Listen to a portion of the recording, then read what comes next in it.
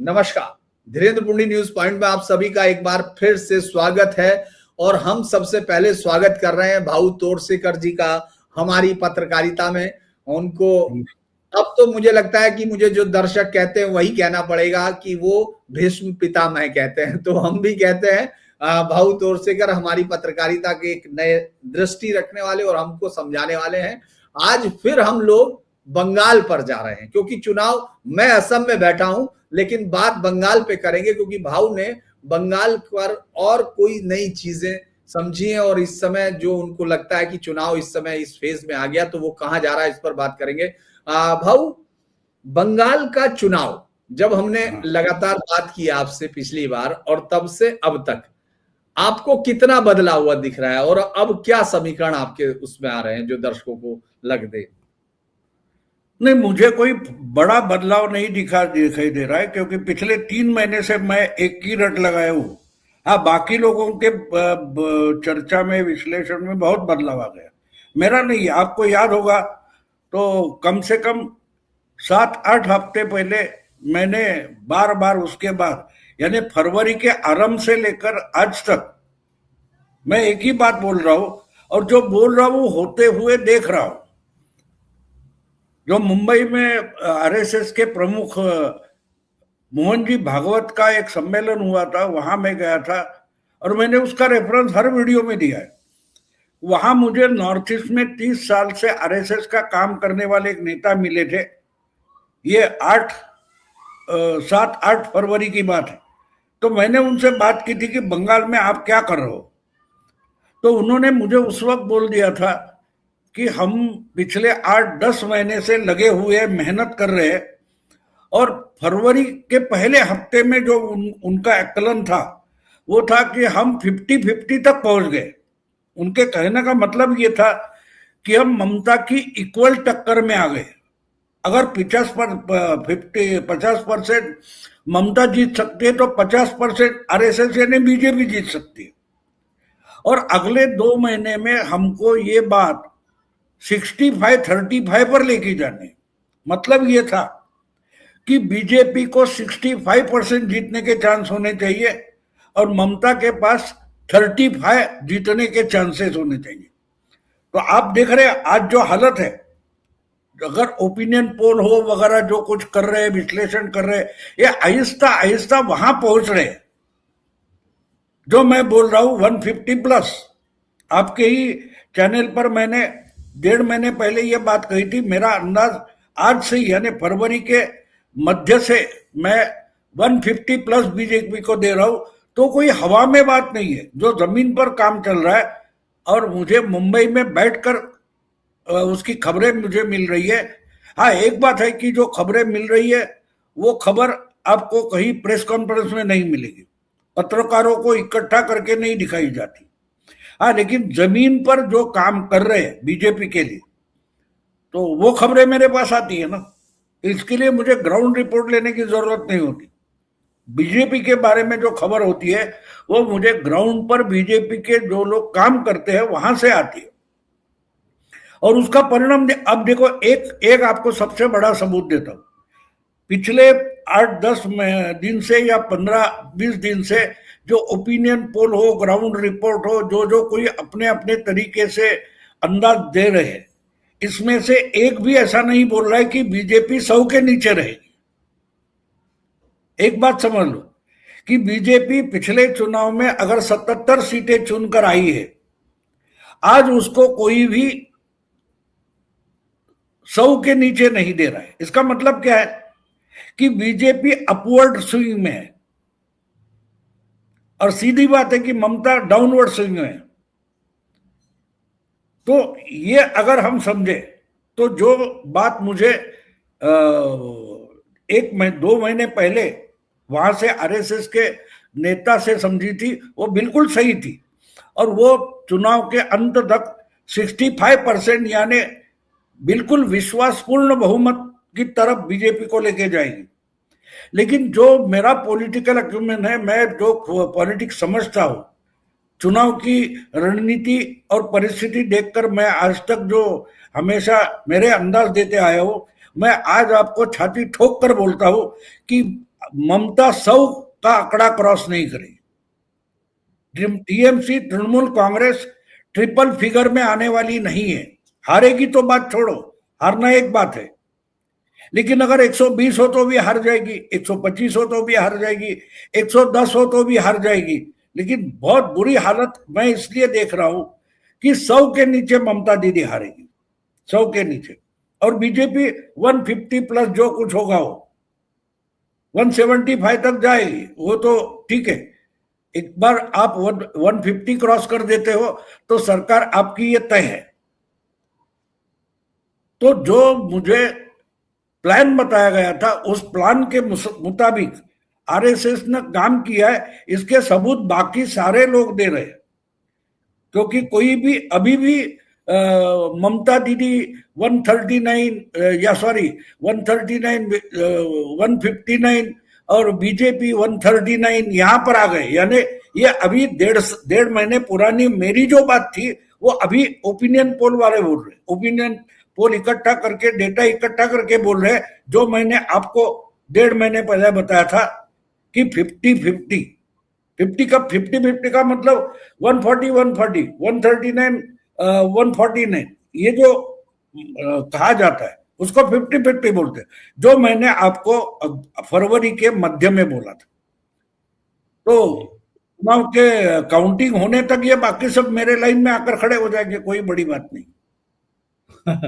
अच्छा, अभी ममता बनर्जी का आपको, जैसे आप लगातार देख भी रहे हैं और आप तो वॉच भी करते रहते हैं कि लोग क्या बोल रहे हैं, लोग क्या कह रहे हैं, लेकिन आपको उनके व्यवहार में ममता बनर्जी के कुछ जिस तरह से कहते हैं उनकी बॉडी लैंग्वेज है, उनके समर्थकों की, उस सबको अगर आपने गौर किया तो किस चीजों से आपको लग रहा कि ये जो आपका आकलन है वो लगातार सही होने की तरफ बढ़ता जा रहा है? उनका कोई इस तरह का इंस्टेंस, क्योंकि आप तो भाषण और वो सब देखते हैं कि मंच पे आता है तो कैसे बोलता है, उसके बाद क्या जवाब देते हैं, तो वो सब आपको कैसा दिख रहा है? देखो, जो डरा हुआ होता है ना वो गाली देना शुरू कर देता है।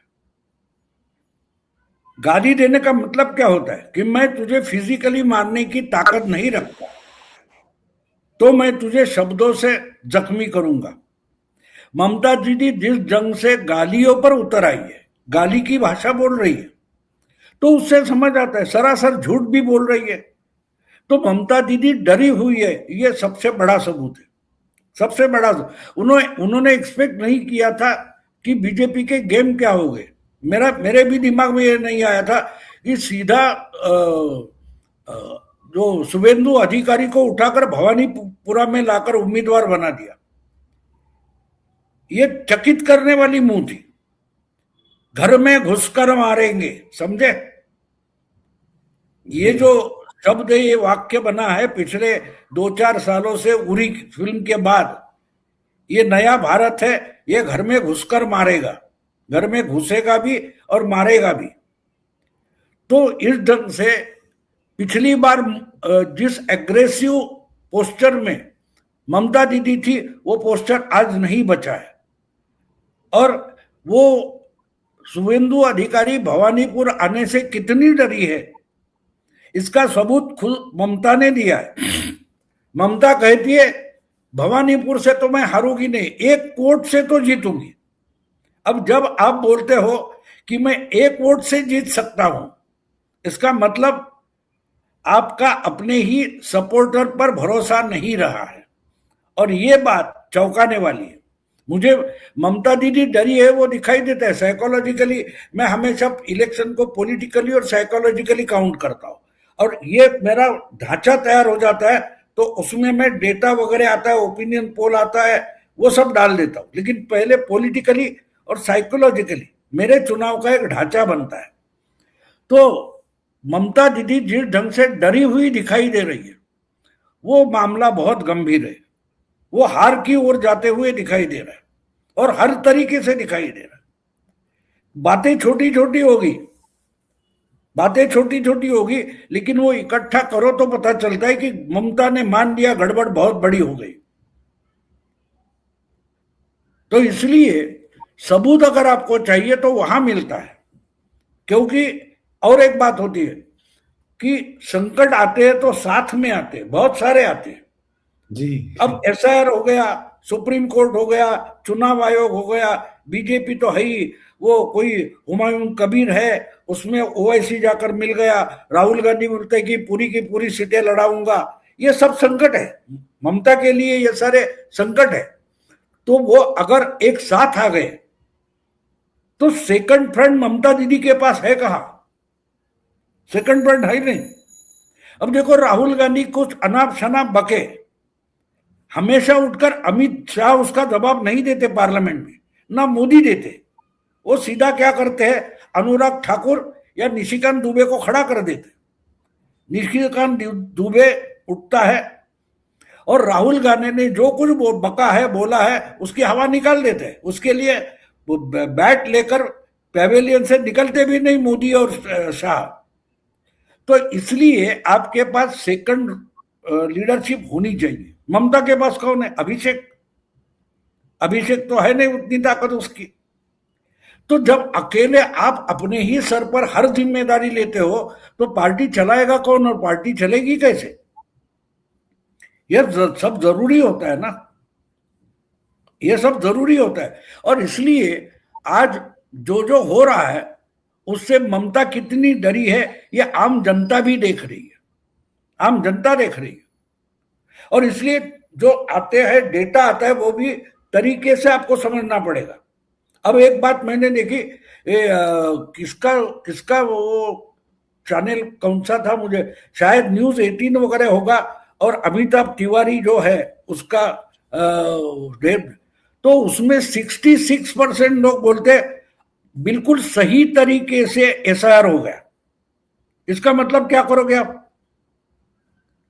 66%, 66% लोग बोल रहे हैं कि बिल्कुल सही है। 60% से ज्यादा लोग बोलते हैं कि नहीं भाई, हमको तो डेवलपमेंट चाहिए। ये इशारा क्या है? अगर 50% से ज्यादा लोग अनएम्प्लॉयमेंट पर बोल रहे हैं, आपने एक बार रास्ते पर कोलकाता का खड़ा होकर मुझे लक्ष्मी भंडार के बारे में बोला था। जी जी। लोग बोलते हैं वो लक्ष्मी भंडार से कुछ चलने वाला नहीं, दाल गलने वाली नहीं, उससे हमें कुछ भी फायदा नहीं। ऐसा अगर 50% से ज्यादा लोग बोल रहे तो आपको दिशा समझ में आती है ना, हवा कहाँ बह रही। और इसलिए मैं जो 150 पर था वो मैं 150 वगैरह आगे का आंकड़ा छोड़कर मैं ममता दीदी के आंकड़े पर टर्न हो गया। मैं पीछे मुड़कर देखने लगा कि ममता के पास कितने बचेंगे। 211-12 थे, उसमें ममता के पास कितने बचेंगे। और इसलिए ममता झूठ पर उतर आई है, गालियों पर उतर आई है, बिल्कुल डरी हुई है। उसको हार डरा रही है क्योंकि वो खुद ही अपने आंखों से अपने ही आईने में खड़े होकर देख रही है तो सामने बुद्धदेव भट्टाचार्य दिखाई दे रहे हैं। जब ममता आईने के सामने खड़ी होती है तो उसको आईने में कौन दिखता है? बुद्धदेव भट्टाचार्य, जो मुख्यमंत्री होते हुए अपने चुनाव क्षेत्र से हार गए थे।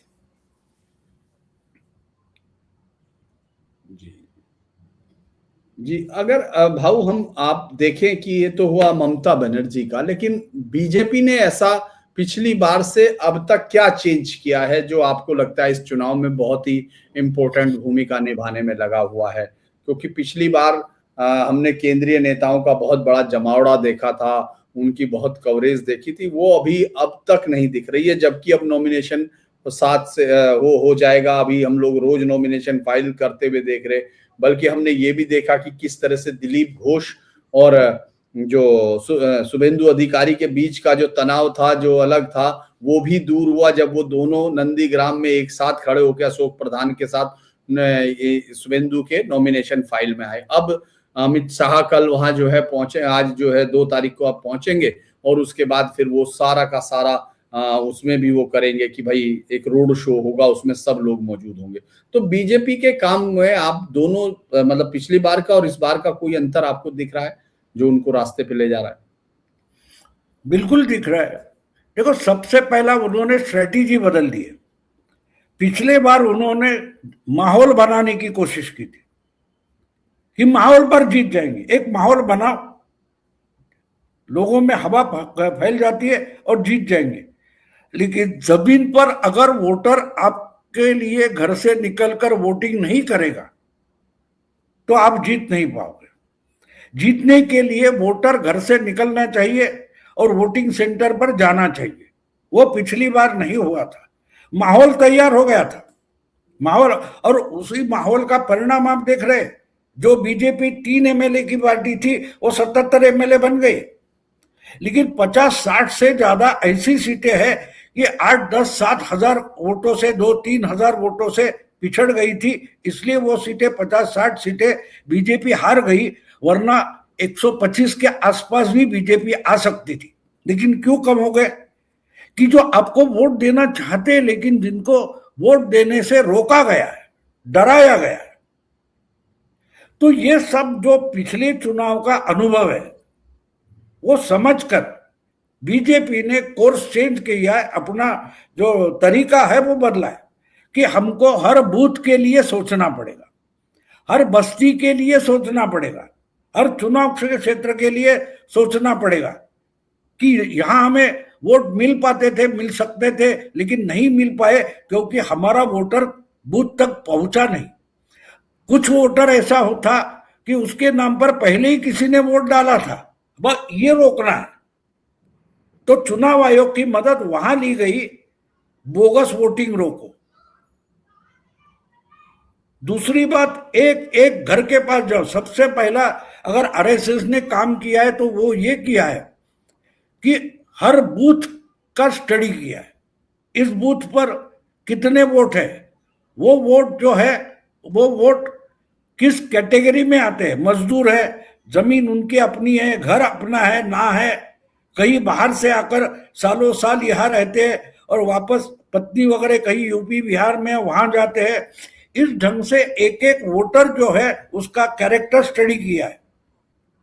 और दूसरी बात, एक एक वोटर को कम से कम 6 या 7 बार मिलकर अपनी बात समझाना, ये 8-10 महीने से चल रहा है काम। 7-8 बार नहीं होगा, लेकिन 3-4 बार तो अगर कोई मिलता है और समझाता है तो लोग समझ जाते हैं, और उसका रिफ्लेक्शन हमें उसमें मिल रहा है। जो वोटर ओपिनियन पोल आ रहा है कि 66% लोग बोलते हैं हाँ कोई बात नहीं, एसआईआर तो होना चाहिए, डेवलपमेंट तो होनी चाहिए।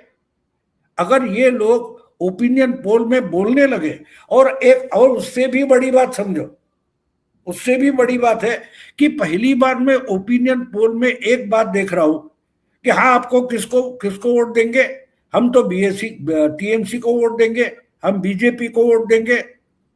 अभी डिसाइड नहीं किया।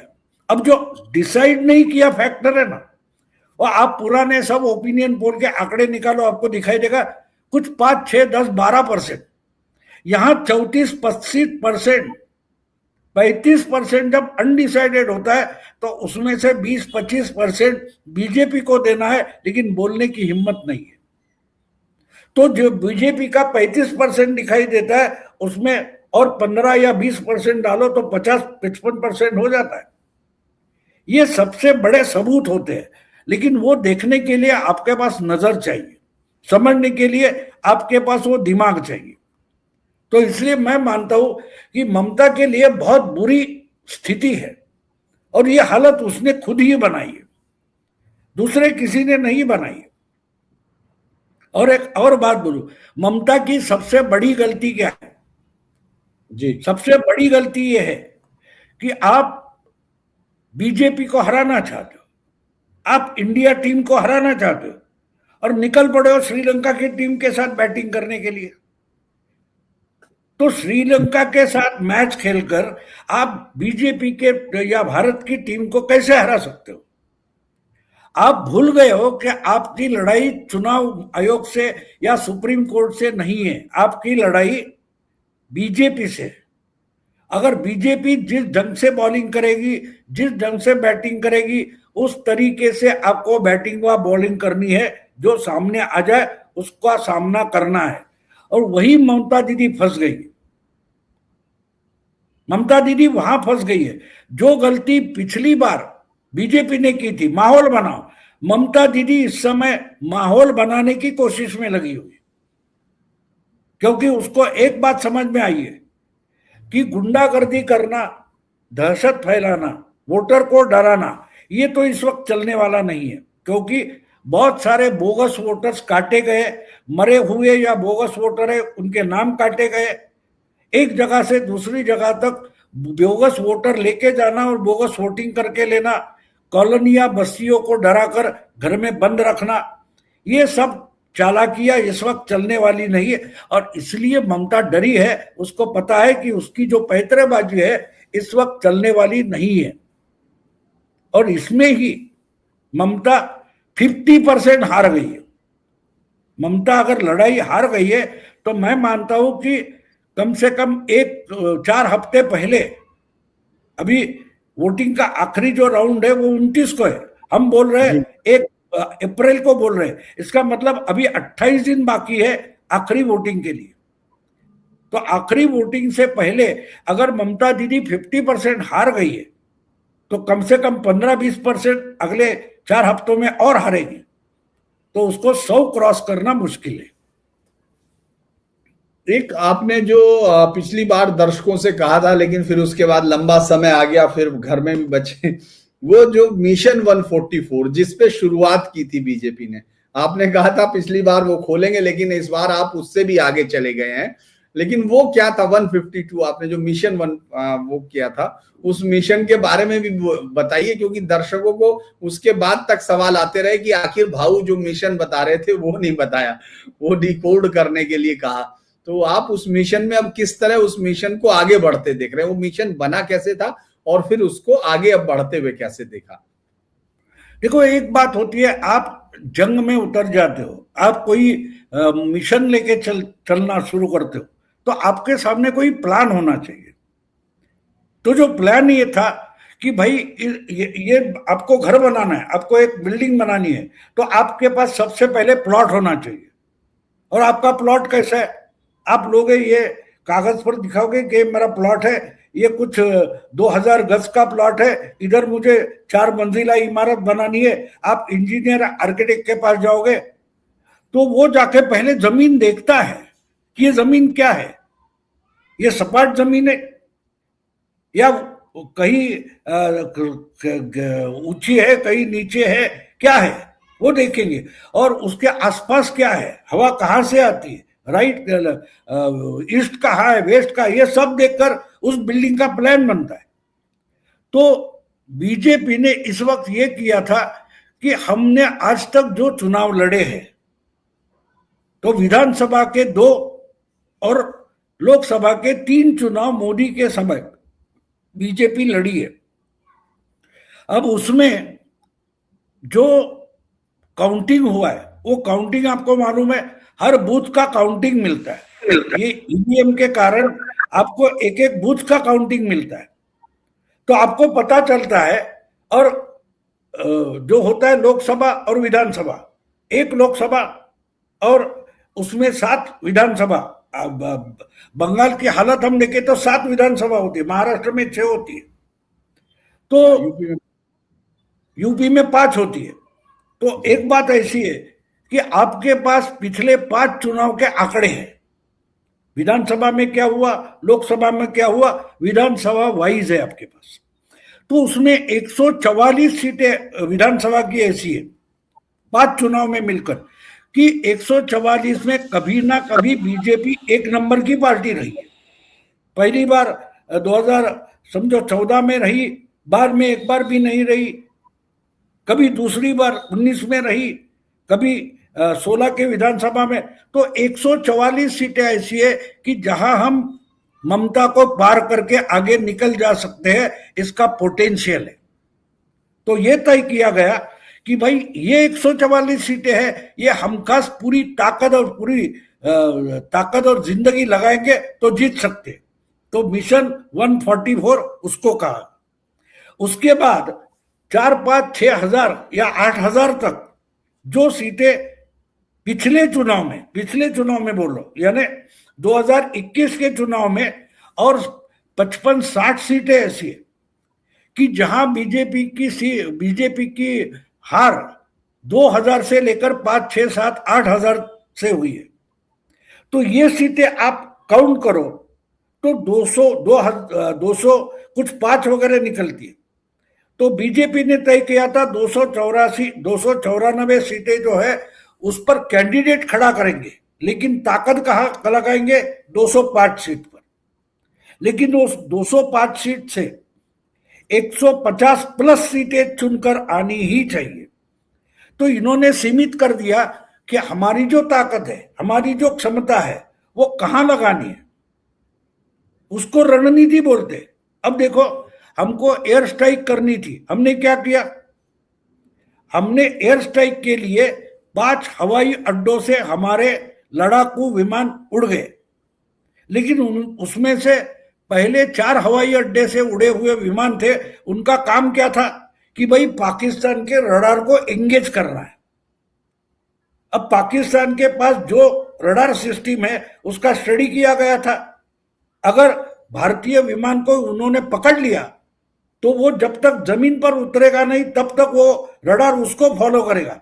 तो पूरी की पूरी पाकिस्तान की रडार सिस्टम अगर इसमें बिजी हो गई तो 5वें हवाई अड्डे से उड़े हुए लड़ाकू विमान थे, वो पाकिस्तान तक पहुंचे, फिर भी उनको पकड़ने वाला रडार ही नहीं था। इसको रणनीति बोलते, इसको रणनीति बोलते। तो इसलिए बीजेपी ने तय किया था हमारी ताकत क्या है, उसका इस्तेमाल कैसा करना है। अब सब जगह सब हवाई अड्डे से विमान उड़ाओ तो नहीं चलेगा। आपके पास देखो, आज 28 दिन हो चुके, 1 महीना हो चुका है, ट्रम्प खाड़ी युद्ध में फंसा है, और हमने 7 घंटे में 4, पहले दिन 3 घंटे और दूसरे में 4 घंटे, सिर्फ 7 घंटा पाकिस्तान पर जो हमले किए वो इतने सटीक थे कि पाकिस्तान उठकर अपने पैरों पर खड़ा नहीं हुआ रहा है। और ट्रंप ने जो 1 महीने से लगा है ना डरा पा रहा है, ईरान को डराना भी ट्रंप को पॉसिबल नहीं हुआ है। और हमने 7 घंटे में पाकिस्तान को इतना डरा के रखा है कि 11 महीने हो गए, सिंदूर का उत्तर देने की हिम्मत भी नहीं हो रही है पाकिस्तान। तो ये इसका कारण समझो आप कि आपके पास जो ताकत है उसका इस्तेमाल आप कैसा करेंगे, कितने तरीके से और सटीक करेंगे, उस पर परिणाम निर्भर होता है। तो आरएसएस ने अपनी ताकत कहां लगानी है वो सोचा है, ढंग से सोचा है, और उसी ढंग से अगर जा रहे तो आंकड़े भी मुझे चाहिए वैसे आ रहे, जो मैंने आपको पहले बताया था, मैंने रणनीति बताई थी। तो मिशन 144 साफ था कि ये सीटें तो जीतनी ही है, समझो 4-5 सीटें उसे निकल गई तो वो 55 सीटें बची है, 60 सीटें बची है, उसमें से 15-20 तो आने वाली है। तो 150-150 प्लस ये हमको किसी भी हालत में हासिल करना है, यानी कि बहुमत, मेजॉरिटी, इतनी क्लियर रणनीति है। और उसमें सबसे और बड़ी बात है कि पिछले चुनाव में मैं ही ममता को जीत कर दिया बोलने वाला प्रशांत किशोर आज एक लफ्ज तक नहीं इस्तेमाल कर रहा है, ना बोल रहा है। प्रशांत किशोर भी एकदम चुपचाप है। तो ये बड़ी बात है, बड़ी बात है। जो एक आखिरी सवाल इतनी है कि ममता दीदी 100 का आंकड़ा पार नहीं करेगी, ट्रिपल फिगर में नहीं जाएगी। जी, ये तो आज का सबसे बड़ा क्रक्स यही है जो आपने बताया। लेकिन एक छोटा सा चलते हुए सवाल मुझे ये भी लग रहा है, क्योंकि आज मैंने देखा ओवैसी जब वहां स्टेज पे गया, बड़े जबरदस्त मुर्शिदाबाद में, मालदा में उसके लिए जो भीड़ थी वो उतनी जबरदस्त भीड़ तो चलो नॉर्मल के तौर पर, लेकिन उनका जो आगाज था, जो अंदाज था कि भाई जो नारे हैं, और उसी तरह से उसने बड़ा बड़ा भाई बता के माला भी पहना दी, ये भी पहना दी, और जो फुरफुरा शरीफ वाला है वो भी धीरे धीरे इस भीड़ को देख के इकट्ठा हो रहा है। तो क्या ये भी मतलब ममता बनर्जी को इधर से भी चोट लगेगी? क्योंकि कांग्रेस तो 294 सीट पे लड़ाने की बात कर रही थी, उसने 67 मुसलमानों को टिकट दिया, सीपीएम ने 55-56 मुस्लिमों को टिकट दिया, टीएमसी ने भी 47-48 मुस्लिमों को टिकट दिया, यानी और वो लोग तो लड़ ही रहे हैं, क्योंकि उसने भी इतनी सारी सीटों पे चुनाव लड़ने की बात की है, और उनमें से ज्यादातर में 192 में से 187-85 पे वो लड़ेगा, 27-27 सीटों पे वो लड़ेंगे, ये ओवैसी लड़ेगा। तो आपको लगता है कि ये जो है, ये भी जो अलग अलग जगह से, ये भी ममता बनर्जी को चोट पहुंचाएंगे और ये भी काउंट करेगा बीजेपी की जीत में? उसके बारे में तो खुद प्रशांत किशोर ने बहुत पहले बताया है। प्रशांत किशोर ने पहले ही बता दिया था 5 साल पहले कि हमारी दौड़ 30% से शुरू होती है, बीजेपी की 0% से होती है। समझे आप? क्योंकि जो 30% मुस्लिम है वो तो ममता दीदी को ही मिलेंगे और किसी को नहीं मिलेंगे। तो एक बात साफ हो गई, बीजेपी की दौड़ जहां से शुरू होनी है वहीं से होने दो, लेकिन ममता की सोच आज तक की दौड़ थी वो अगर 30% से शुरू होती थी तो आज कम से कम 15% या उसके नीचे से शुरू हो रही है। ये आप समझ लो, पूरे के पूरे मुस्लिम वोट ममता को मिलने वाले नहीं, ये बात बिल्कुल साफ है। और इसलिए मैं बोल रहा हूं। और दूसरी बात, बांग्लादेश में जो जो घटनाएं हुई है उसका परिणाम अगर हम महाराष्ट्र हो, हरियाणा हो, हिमाचल हो या बिहार में देख सकते हैं तो बंगाल में तो होगा ही। 5000 जगह रामनवमी का उत्सव जोर शोर से हुआ है। उसका मतलब क्या है? हिंदुत्व की लहर आ रही है, हिंदुत्व की लहर आ रही है। अगर बीजेपी को 300 से ज्यादा सीटें 2017 में यूपी में मिली और राम मंदिर बन गया तो बंगाल एक ऐसा राज्य है, अगर बंगाल बीजेपी जीत गई तो भारत हिंदू राष्ट्र हो सकता है, ये भी समझ लो। मुझे लगता है कि हम इस पर अगली चर्चा के लिए आप हर बार एक सूत्र छोड़ के जाते हैं भाऊ, ताकि दर्शकों को ये पता रहे कि अगली बार भाऊ किस पर आएंगे। तो हम लोग अगली बार इस हिंदू राष्ट्र पर आएंगे। और भाऊ से मैं अनुरोध करूंगा कि भाऊ एक दिन ईरान पर भी आपसे बातचीत करनी है। ईरान और अमेरिका की जीत क्यों नहीं रहा, क्योंकि आपने इसमें चर्चा की है, तो मैं उस पर भी आपका समय लूंगा। लेकिन आपने समय दिया उसके लिए बहुत बहुत धन्यवाद। तमाम दर्शकों से अनुरोध है, चैनल को लाइक कीजिए, सब्सक्राइब कीजिए, शेयर कीजिए। और भाऊ हमको तो रोज नहीं दिखते हैं इस पर, लेकिन भाऊ आपको रोज दिख सकते हैं प्रतिवाद पर, क्योंकि मैं रोज देखता हूं, मैं सुनता हूं और समझता हूं। तो आपको भी भाऊ को रोज इधर देखने के लिए भाऊ को आप वहां पहुंचकर देख सकते हैं हिंदी में। ये हमारे लिए बहुत खुशी की बात है कि उनका कंटेंट अब उनको इतना समय वो निकाल पा रहे हैं। दर्शकों के बहुत ज्यादा अनुरोध पे कि आप जरूर कम से कम बनाइए, तो आप लोग जाकर प्रतिवाद पर भी देखें। और भाऊ तो हमारे साथ जुड़ते ही हैं, तो भाऊ आप जुड़े उसके लिए बहुत बहुत धन्यवाद। नमस्कार आपका।